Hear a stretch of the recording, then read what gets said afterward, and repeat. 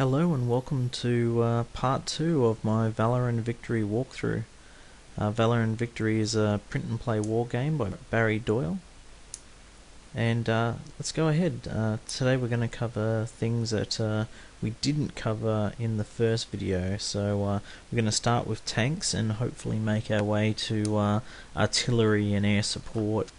First, let me just say that if I seem a bit frazzled, it's because me and my wife have just had a baby boy today, the 26th of June, and they're in the hospital tonight, so I've got the spare time to do this video.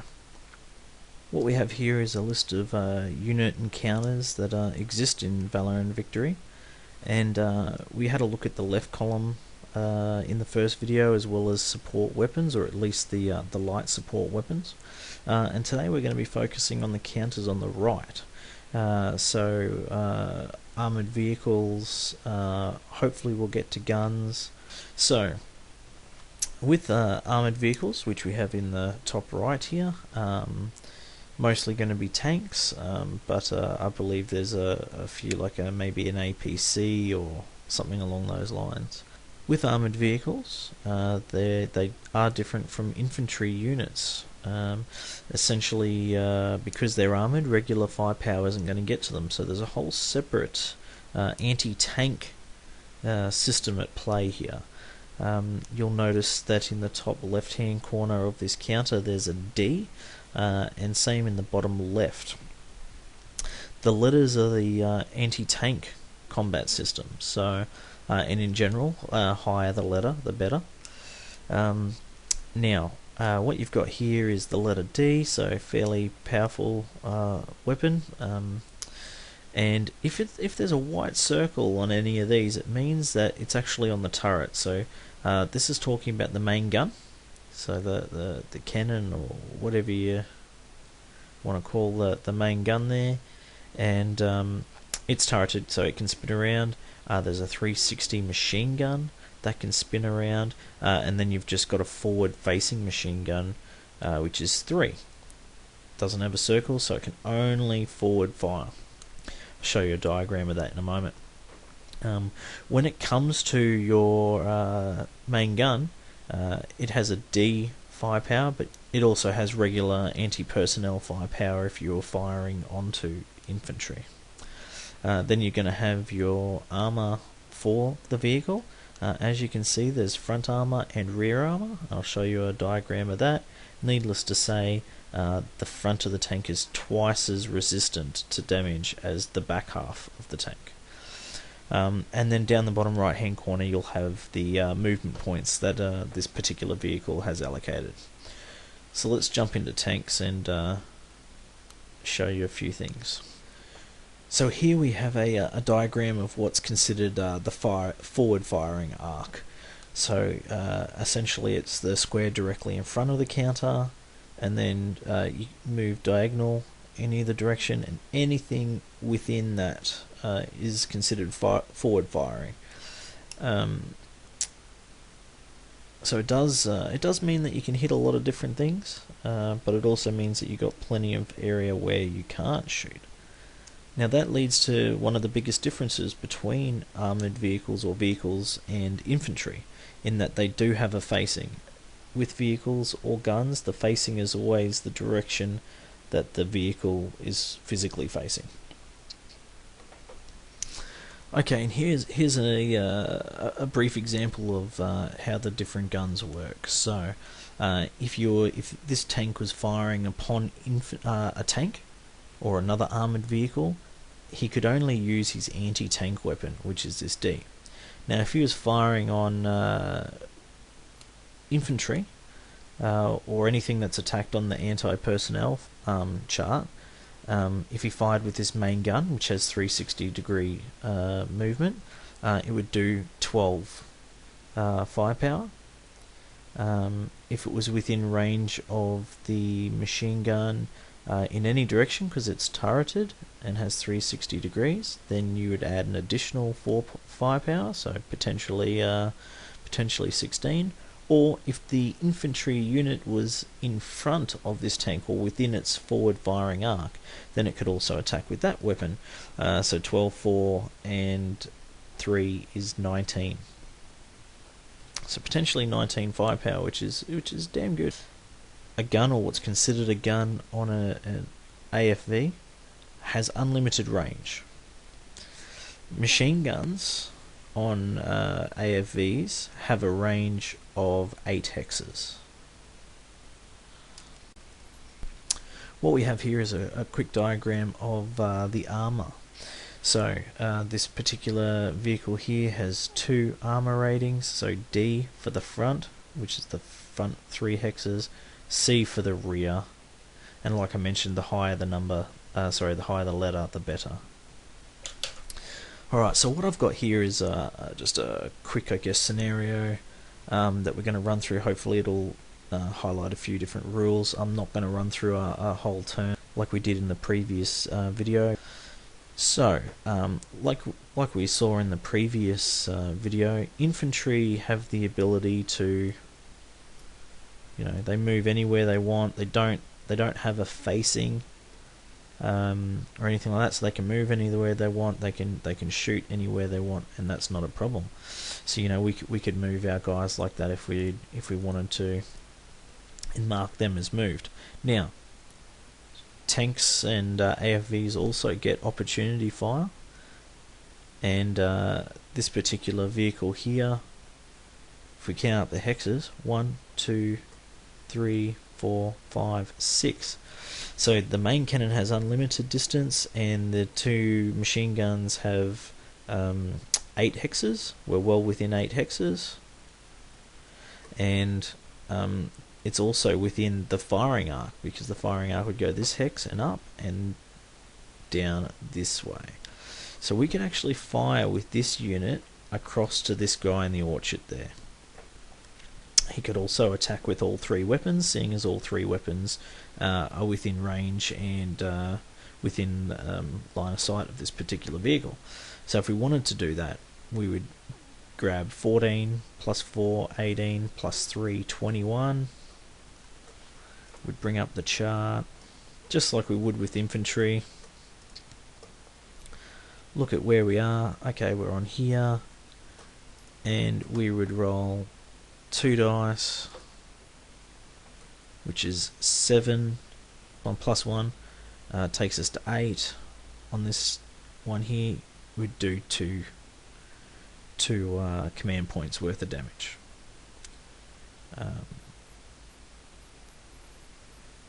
So that's how it works for anti-personnel. Let's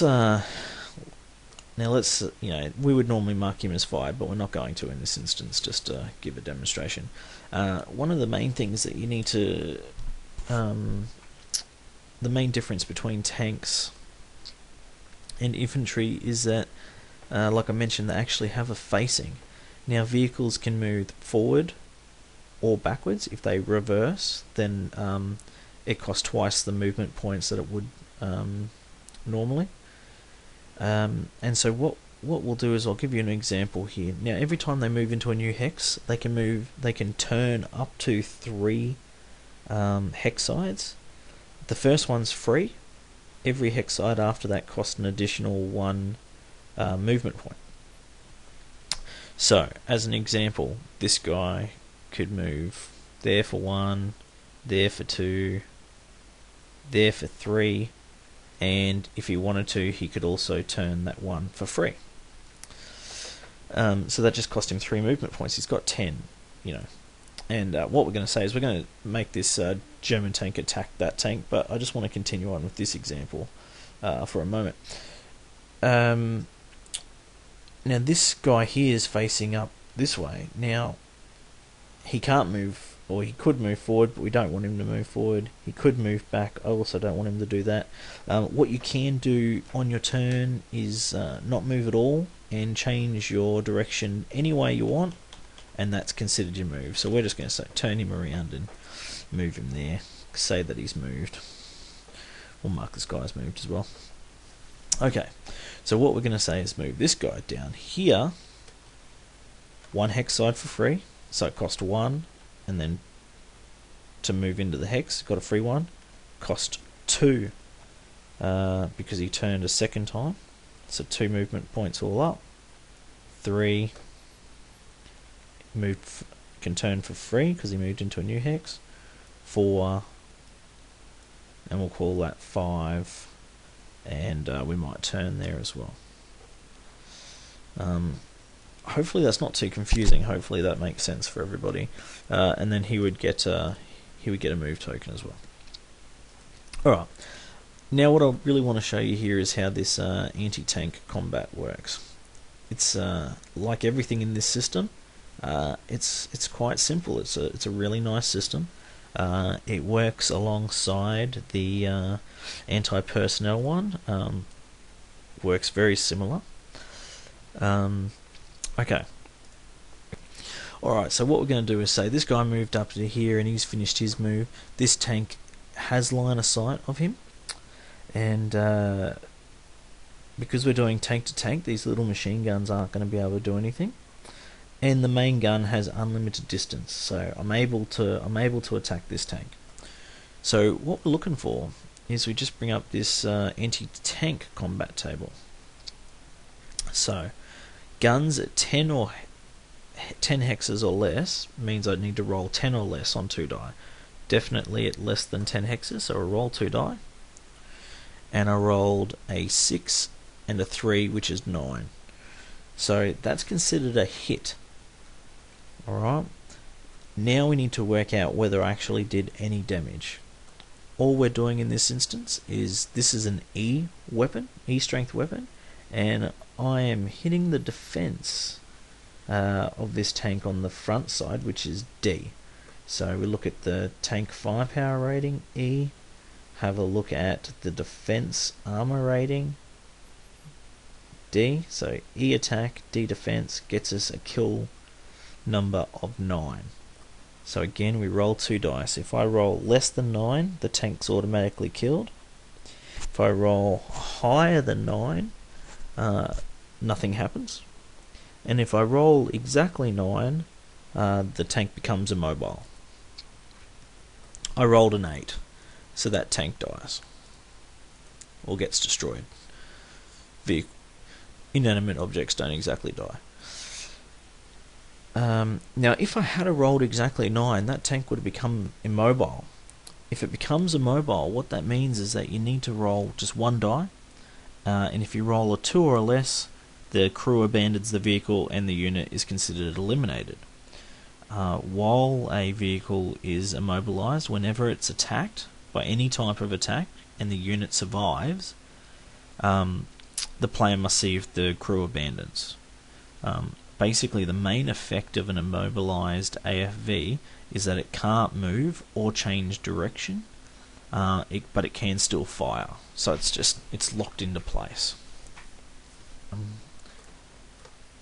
What we'll do, let's just turn this around, and just to give you an example, if this tank had been facing this way for some really crazy reason, this tank would have been firing with a firepower of E onto defense of B. Let's have a look at that. E on B is an E, so it's just automatically eliminated.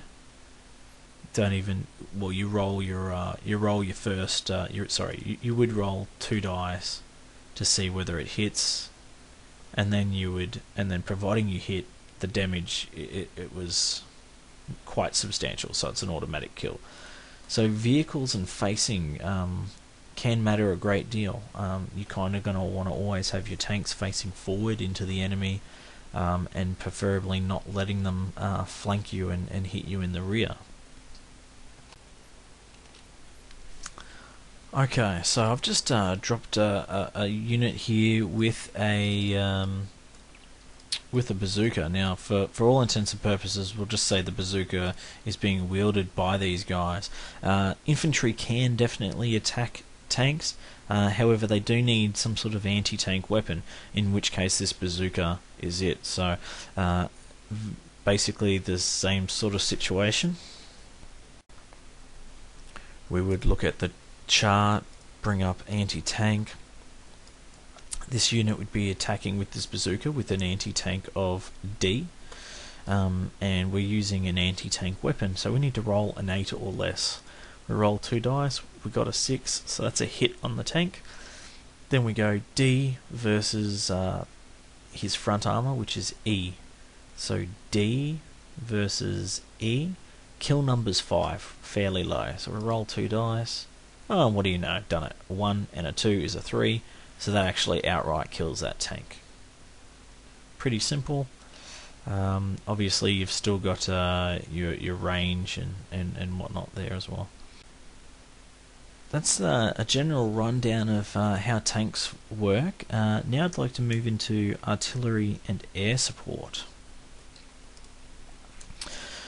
Here we've got a few different artilleries here, so light barrage, heavy barrage, and fighter. Now these are all off-board counters, and you're advised of if you have them or not in the scenarios order of battle.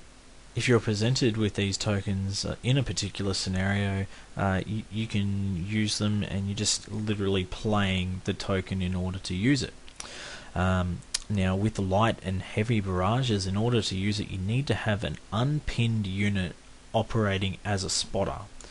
If you're using a fighter, then they're just flying over, so they don't need a spotter as such. But yeah, you do need an unpinned unit with line of sight to the target hex in order to use heavy or light barrages.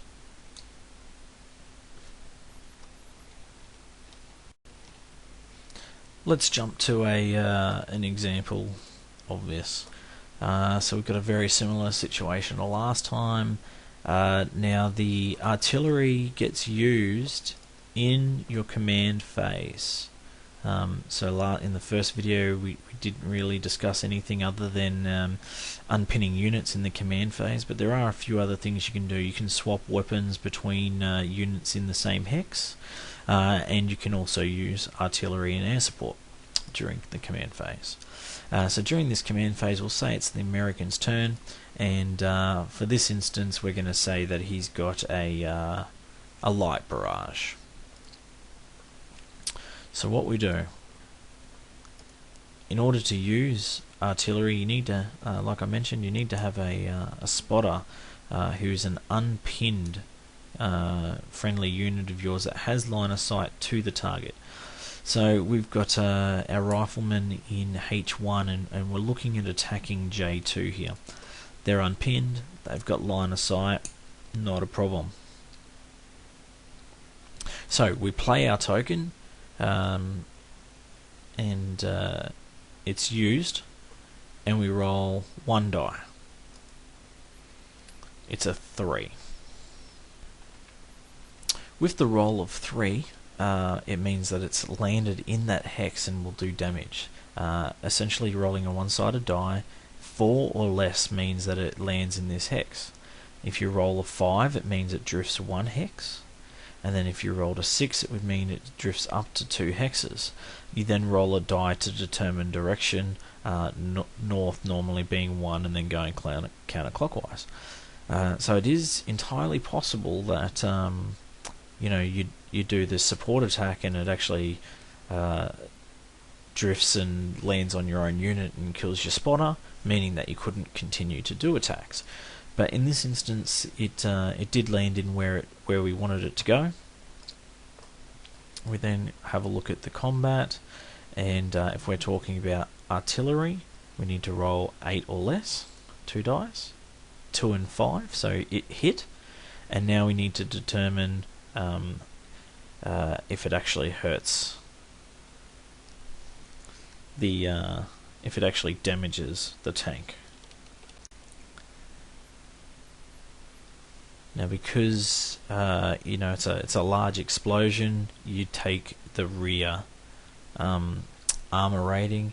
We did a light barrage, so we're saying all light barrages are B. If it was heavy, C. If it was a fighter, it was D. In this case, B against C. I just need to roll 5 or less.